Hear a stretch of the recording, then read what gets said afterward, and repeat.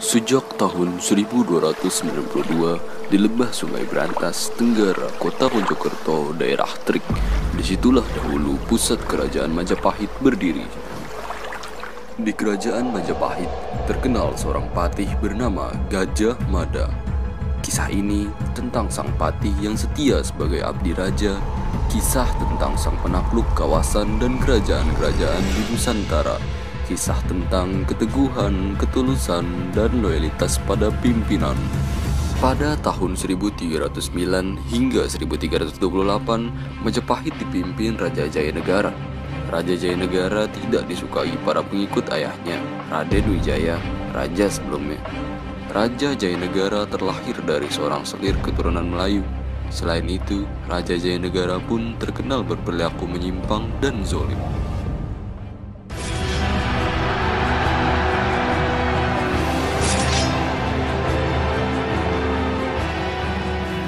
Dalam setiap penumpasan pemberontakan terhadap Raja Jayanegara, Gajah Mada memiliki andil yang besar.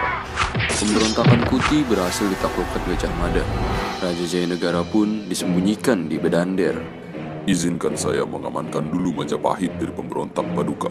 Jika Majapahit sudah aman, maka Paduka dapat kembali ke Majapahit. Di kota Majapahit, Gajah Mada menemui Tumenggung Amancanegara, wali kota Majapahit. Suasana mencekam, ujian kesetiaan dimulai. Prabu Jayanegara sudah tewas.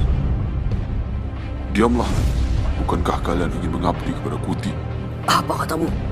Dia bukan tuan kita. Baiklah, sebenarnya aku ingin tahu kesetiaan kalian pada Prabu, karena sebetulnya Prabu masih hidup. Setelah dirasa cukup aman, Raja Jayanegara pulang ke Majapahit, diiringkan Gajah Mada dan para Bayangkara. Atas jasanya menaklukkan Kuti, Gajah Mada diangkat menjadi Patih Kahuripan. Namun, ketika Patih Daha Arya Tilam mangkat, Gajah Mada dipindah ke Daha. 9 tahun setelah pemberontakan Kuti, peristiwa Tanca menguji kesetiaan Gajah Mada pada Raja Jayanegara. Raja Jayanegara sangat takut tahtanya diambil alih, termasuk oleh saudarinya sendiri, Putri Tribuwana Tunggadewi dan Dyah Wiyah Raja Dewi. Kedua putri tidak boleh menikah karena tahta bisa jatuh ke tangan suami mereka. Kabarnya, raja pun berbuat tidak senonoh pada mereka. Puncak peristiwa Tanca adalah perilaku tak senonoh Raja Jayanegara kepada istri Ratanca, seorang tabib kerajaan. Tidakkah kau lihat sendiri perilaku raja kepada saudarinya dan istriku? Ini sudah kelewatan. Hingga suatu hari, datanglah masa itu. Raja Jayanegara sakit bisul dan harus dibedah. Peristiwa ini mempertaruhkan kesetiaan Gajah Mada pada sang raja. Di satu sisi dia harus setia pada raja, di sisi lain dia tidak suka melihat kezaliman raja. Bagi Gajah Mada, tinggal menunggu masa, sebab kezaliman harus dihentikan tanpa harus menistakan kesetiaan.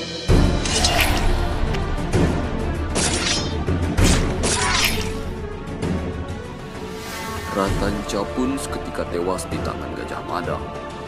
Candi Seringgapura di area hutan Antarbulan, Candi Wisnu di Sirpetak dan Bubat, Candi Buddha di Sukalila.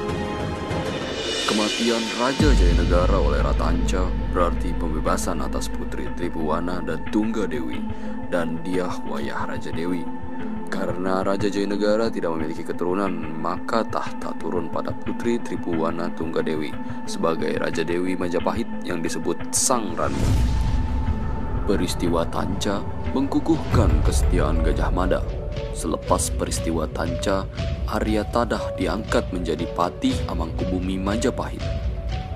Akan tetapi, Arya Tadah jatuh sakit sehingga ia tidak dapat menjalankan tugasnya. Sampaikan pada Sang Rani, aku sudah tidak sanggup mengemban tugas sebagai patih. Aku hendak berhenti.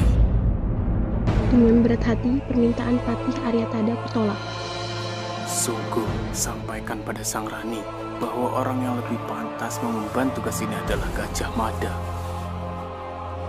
Ampun Patih Arya Tadah, seganlah saya menjadi patih sekarang sebelum Sedeng berhasil kutaklukkan. Baiklah anakku, Dalam segala kesulitan, aku berjanji membantumu. Bagaimana mungkin maksud Gajah Mada dilangkahi si kembar? Kirimkan Menteri Mancanegara dan 5 bekel untuk menaklukkan si kembar. Di hutan, pertarungan antara 5 bekel dan si kembar pun tak terelakkan. Aku tidak takut pada tuan kalian. Melihat kekuatan si kembar, para bekel pun mundur kembali pada Patih Aryatada. Selain itu, para utusan pun khawatir pada pertumpahan darah antara si kembar dan Gajah Mada. Maka Sang Rani mengambil alih pertarungan.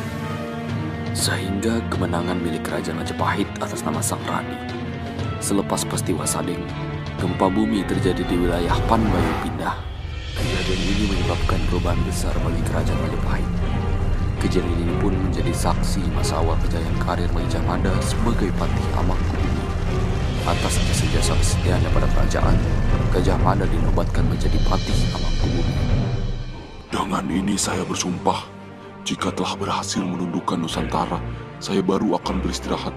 Jika Gurun, Seran, Tanjung Pura, Haru, Pohang, Dompo, Bali, Sunda, Palembang, Tumasik telah tunduk, saya baru akan beristirahat. Itulah sumpah Sang Mahapatih Gajah Mada.